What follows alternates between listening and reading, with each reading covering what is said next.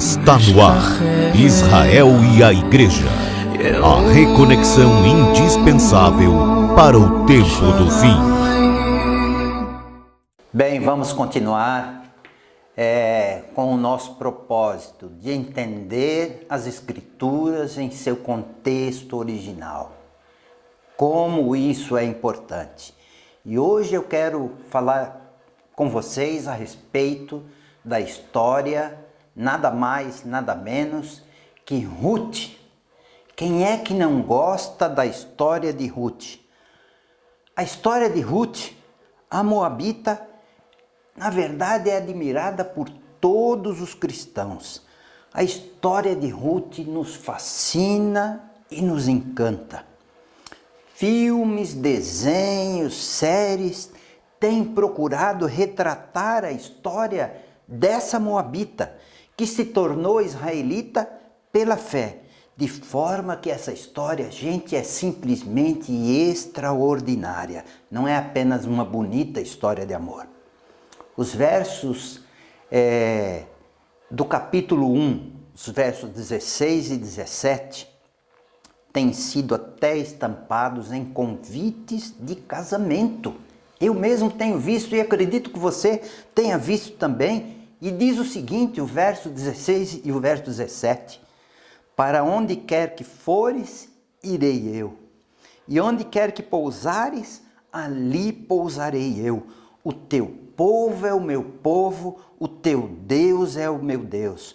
Onde quer que morreres, ali morrerei eu e ali serei sepultada. Que o Senhor me castigue como Ele quiser, se outro motivo que não seja a morte me separar de ti. Que coisa extraordinária! Essa coragem, essa fé de Ruth, a Moabita, gentia, são comparadas à fé de Abraão e Moisés. E é por essas qualidades de Ruth que essa história é tão admirada no mundo inteiro. Eu mesmo conheço essa história desde menino. E a cada vez que leio essa história, na verdade, eu me emociono. No entanto, eu sempre li essa história como apenas uma história bonita. Uma história de amor, uma história forte, uma história de fé, de coragem, uma história de amor. Porém, de alguns anos para cá eu tenho pensado, por que será que essa encantadora história que aconteceu há mais de 3.000 anos continua viva até hoje, século 21? Por que a minha igreja não me ensinou algo além daquilo que eu já sei? Será que Deus, na verdade, tem um propósito para mim e para o mundo através da história de Ruth que eu durante décadas não tenha visto? Gente, para responder essa pergunta que incomodava o meu íntimo, eu tinha só duas opções: orar e estudar. E aí eu pedi a Deus que se Ele tivesse algo a mais a me mostrar através dessa história, que Ele me mostrasse. E isso, na verdade, aconteceu há pouco tempo, quando o eterno Deus, Criador dos céus e da terra, bendito seja Ele, me mostrou que a história de Ruth é mais do que apenas uma bela história, é uma profecia. Meus olhos, eu vou dizer para vocês, quase saltaram das órbitas. E eu fiz a única coisa que eu poderia fazer naquele momento. Orei, louvando ao Eterno por tão grande graça em entender algo que eu não entendi durante a minha vida inteira. Eu que estudava apenas os livros de Daniel e Apocalipse, que falam tanto de profecia, comecei a ver que há mais profecias nas Escrituras que podem imaginar os meus vagos pensamentos. Bem, a esta altura você deve estar perguntando qual é então a profecia contida na história de Ruth, no livro de Ruth. Bem, eu creio que há algo na história de Ruth com o qual eu e você concordamos. Ruth era uma mulher gentia com relação a Israel, bem como eu e você.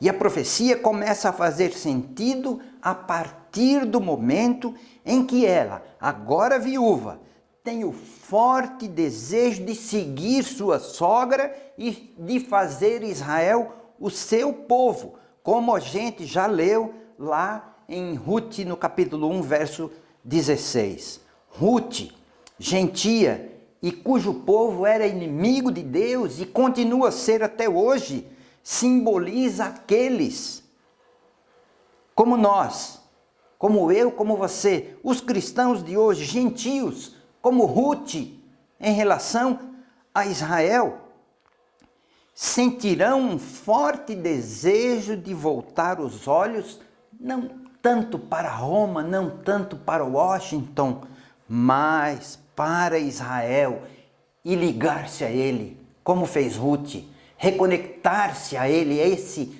é a necessidade da igreja desse século 21. Eu digo reconectar-se, porque até já falei isso uma outra vez, porque desde o século IV o cristianismo afastou-se completamente de Israel e dos judeus, e dizendo que agora ela, a igreja, era o Israel espiritual, desprezou, perseguiu e assassinou judeus e até mesmo cristãos nesses mais de 1.600 anos. Em 1948, Israel, depois de quase 2.000 anos, tornou-se uma nação, como havia na verdade previsto o profeta Oséias, porque os filhos de Israel ficarão muitos dias sem rei, sem príncipe, sem sacrifício, sem coluna, sem estola sacerdotal. Depois tornarão os filhos de Israel e buscarão ao Senhor seu Deus e a Davi seu rei.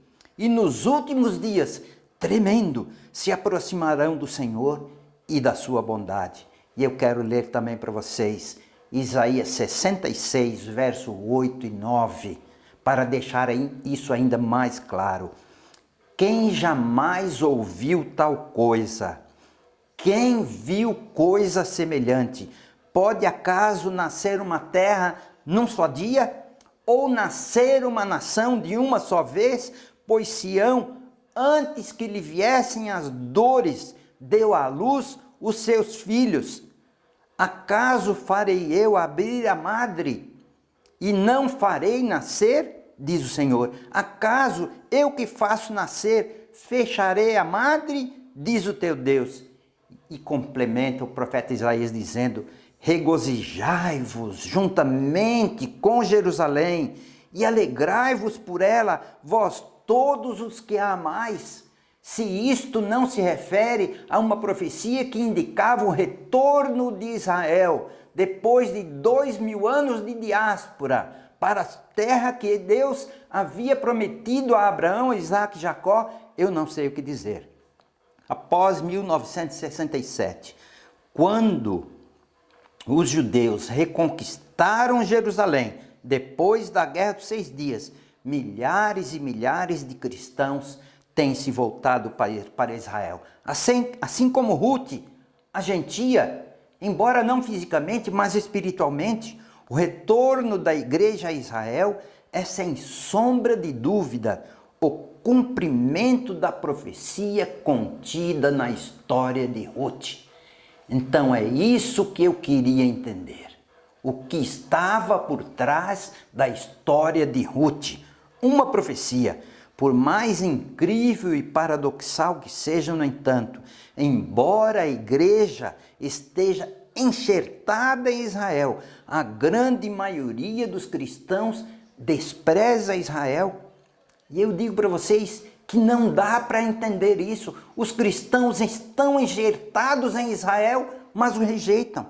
Quando a igreja encontrar de verdade, mas de verdade mesmo, o seu Boaz, ou seja, a Cristo, o Messias de Israel, judeu. Então Israel e a igreja que nela está enxertada serão um só povo, o povo de Deus. Aí você pode dizer, mas a igreja já encontrou o seu Boaz? E eu pergunto para você, será?